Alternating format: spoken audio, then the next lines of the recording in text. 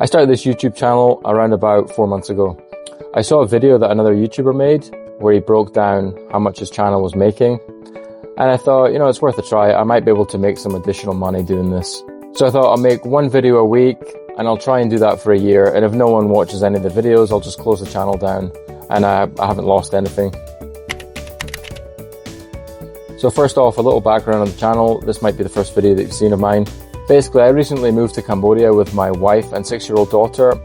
So I thought it might be interesting to record our move here and to make videos explaining how we got our visas and things like that, and also show how much everything cost, since I was planning to track my expenses anyway.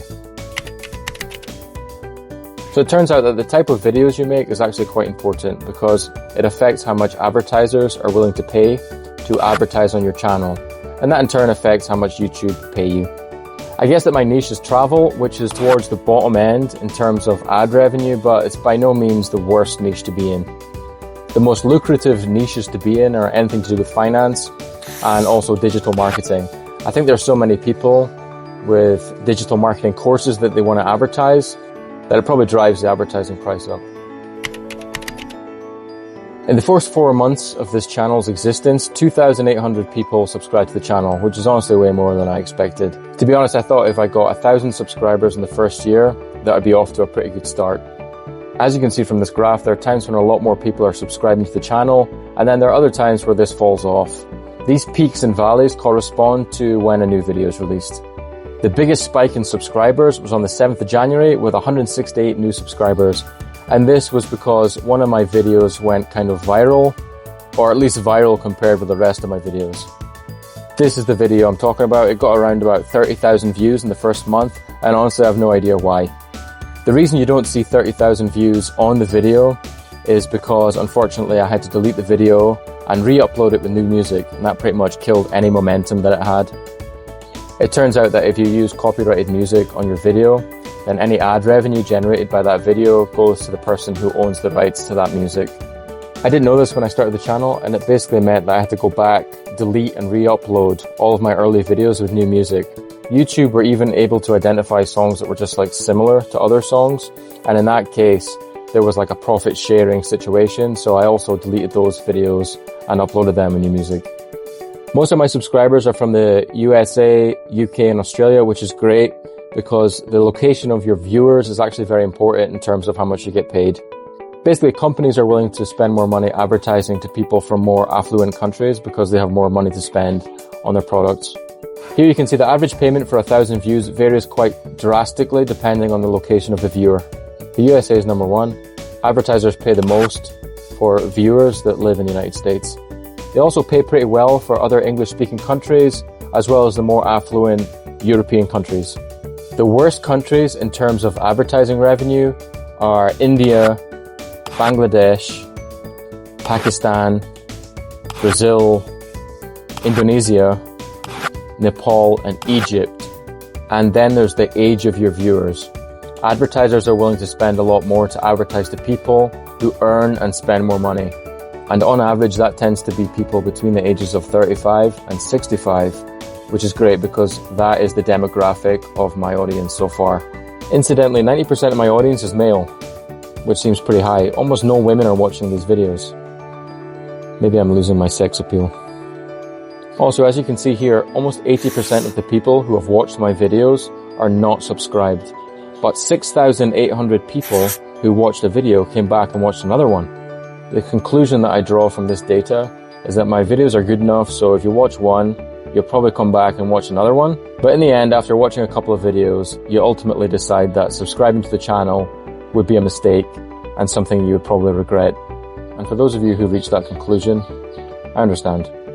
That being said, obviously please subscribe to the channel. I need subscribers. So in order to actually get monetized on YouTube, you need 1,000 subscribers and 4,000 hours of watch time in a calendar year.